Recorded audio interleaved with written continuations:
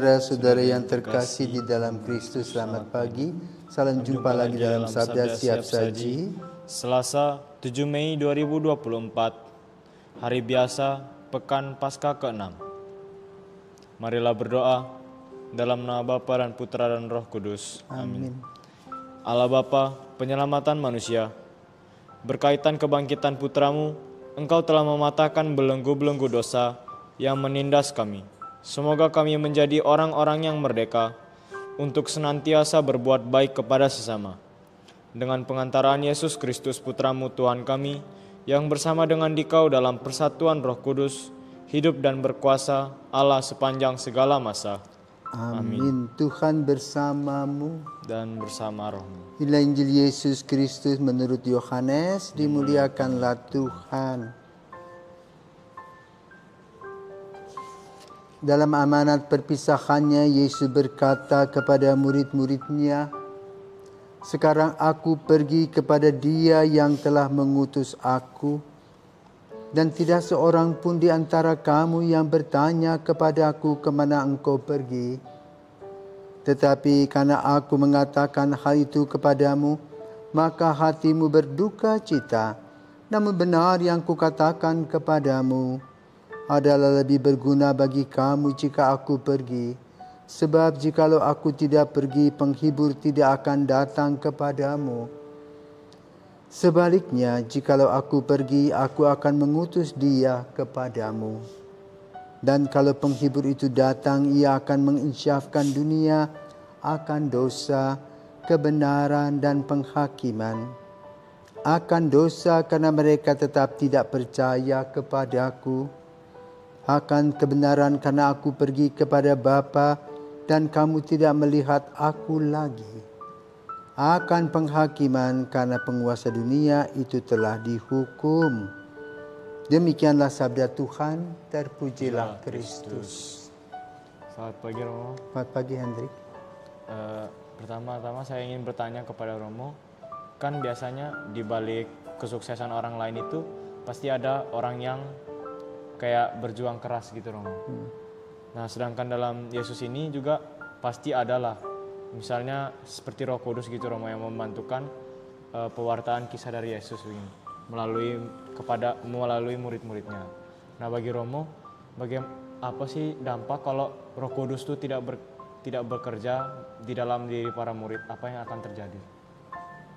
Selamat pagi para pirsawan. Pertanyaannya unik. Kalau Roh Kudus tidak ada, berarti Yesus hidup sepanjang hidup. Ya. Karena itu begini, kita mendengarkan nubuatan dari Yesus. Ya, yang mana Yesus menerangkan tentang dirinya yang lahir di Bethlehem dari Bunda Maria, kemudian berkarya dalam usia 30-an tahun. Lalu dia memperlihatkan bagaimana kehadiran Allah Bapa melalui apa yang dia laksanakan dalam doa dan karya.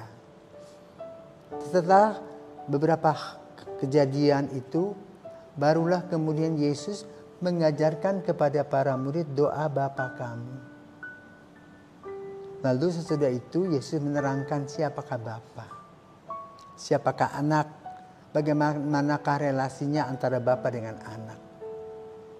Setelah itu dalam doa kepada para murid, khusus dalam Injil Yohanes, kemudian Yesus memberitakan tentang penghibur atau Roh Kudus. Jadi para murid itu mendengarkan apa yang disampaikan oleh Yesus, dan mereka kemudian mengambil kesimpulan bahwa Allah kita adalah Allah Tritunggal, Bapa, Putra, dan Roh Kudus.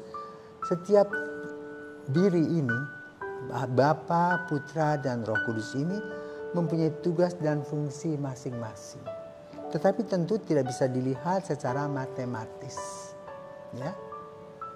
Nah, setelah Yesus menerangkan tentang Allah, Bapa, Putra, dan Roh Kudus, maka dia menerangkan tentang apa-apa yang akan terjadi.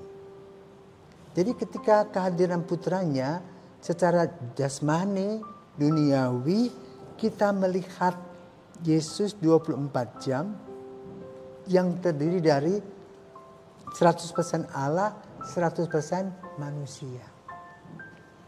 Tetapi dalam kehidupan Roh Kudus, dalam kehadiran Roh Kudus, kita tidak melihatnya. Hanya diperlihatkan di dalam Injil bahwa kehadiran Roh Kudus itu dapat kita amati ketika Yesus dibaptis di Sungai Yordan dengan gambar burung merpati. Ya. Tapi fungsinya adalah menerangi. Maka itu dikatakan bergantian tugasnya. Ya. Kalau aku tidak pergi, maka penghibur tidak datang. Maka itu pada hari ini kita mendengarkan amanat Yesus seperti acara sertijab, serah terima jabatan. Ya. Misalnya kepala sekolah sudah selesai masa jabatannya, kemudian apa yang dia miliki, apa yang dia pertanggungjawabkan, dia serahkan kepada pimpinan. Jadi Yesus menyerahkannya kepada Bapa. Nah, bagaimana Yesus menyerahkan diri kepada Bapa? Melalui penyalibannya dan kebangkitannya. Ya. Nah, lalu Bapa sudah dapat dari Yesus itu, dari kepala sekolah A kepada pemimpinnya. Kemudian pemimpin itu menyerahkan kepada kepala sekolah B, yaitu Roh Kudus, yang akan melanjutkan karya kasih Yesus. Kalau ada identik dengan persekolahan, maka kepala sekolah A menyerahkannya kepada ketua yayasannya, lalu ketua yayasan menyerahkannya kepada kepala sekolah yang baru, dan kepala sekolah baru melanjutkan apa yang sudah digariskan, apa yang sudah dilakukan oleh para pendahulunya dalam dunia pendidikan. Seperti itu kira-kira. Maka kehadiran Roh Kudus perlu ketika Yesus sudah tidak ada, supaya fungsinya jelas. Ini yang disampaikan oleh Yesus kepada kita. Maka dalam urusan Bapa, Putra, dan Roh Kudus itu kita harus sadari bahwa setiap diri tadi mempunyai tugas dan fungsinya masing-masing bagi kehidupan kita, dengan satu goal, dengan satu tujuan adalah untuk keselamatan dan kebahagiaan kita. Maka Yesus tidak meninggalkan dirinya, meninggalkan para murid, tetapi memberi kepada para murid Roh Kudus sampai hari ini kepada kita. Itulah kira-kira gambarannya pada hari ini. Karena itu ada 3 hal yang dikatakan oleh Yesus. Apa itu tadi? Ya. Dosa, kebenaran, dan penghakiman. Akan dosa karena mereka tetap tidak percaya kepada aku. Jadi orang yang berdosa itu tidak bisa menerima Yesus. Ya, padahal Yesus adalah Sang Juru Selamat. Yang kedua akan kebenaran. Karena Yesus pergi kepada Bapa sebagai yang benar. Ya. Dan buktinya kamu tidak melihat lagi sosok fisiknya. 3 akan penghakiman, karena penguasa dunia telah dihukum. Artinya apa? Kekuatan kegelapan itu sejak Yesus bangkit sudah diinjak. Tidak sekuat sebelum diinjak oleh Yesus. Maka berbahagialah kita yang mempunyai situasi dan kondisi yang digambarkan oleh Yesus tadi. Semoga kita boleh bisa menikmati kehidupan kita dalam kebahagiaan di dalam Yesus. Selamat pagi.